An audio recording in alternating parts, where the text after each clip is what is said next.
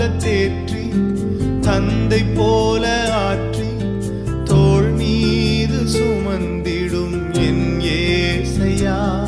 ஒரு தாய்